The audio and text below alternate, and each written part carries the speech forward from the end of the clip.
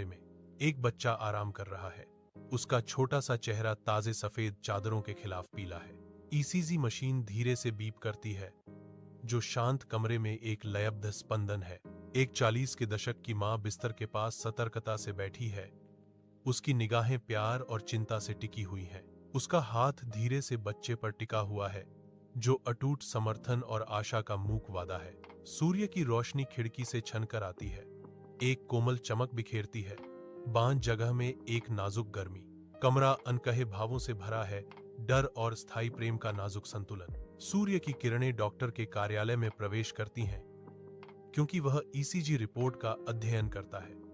उसके माथे पर एक सूक्ष्म लकीर गहरी हो जाती है। ईसीजी रिपोर्ट में अनियमित रेखाएं दिखाई देती हैं, जो रोगी के हृदय के भीतर छिपे हुए अशांति का संकेत देती हैं। मां देखती है, उसकी आंखें उम्मीद और डर के मिश्रण से भरी हैं। डॉक्टर के भाव में आश्वासन तलाश रही हैं। डॉक्टर के चेहरे पर करीब से पेशेवर शांति का मुखौटा मुश्किल से उसके शब्दों की गंभीरता को छिपा रहा था। डॉक्टर कहते हैं, ये रेखाएं हृदय की स्थिति को दर्शाती हैं। उनकी आवाज संयत और शांत है। दिल की धड़कन थोड़ी अनियमित है, लेकिन समय पर इलाज से सब ठीक हो जाएगा। वह उसे आश्वस्त करता है। उसकी निगाहें स्थिर हैं। बांझ अस्पताल के कमरे में एक मां सांस छोड़ती है। राहत उसके चेहरे पर छा जाती है, क्योंकि वह धीरे से अपने बच्चे का हाथ पकड़ती है।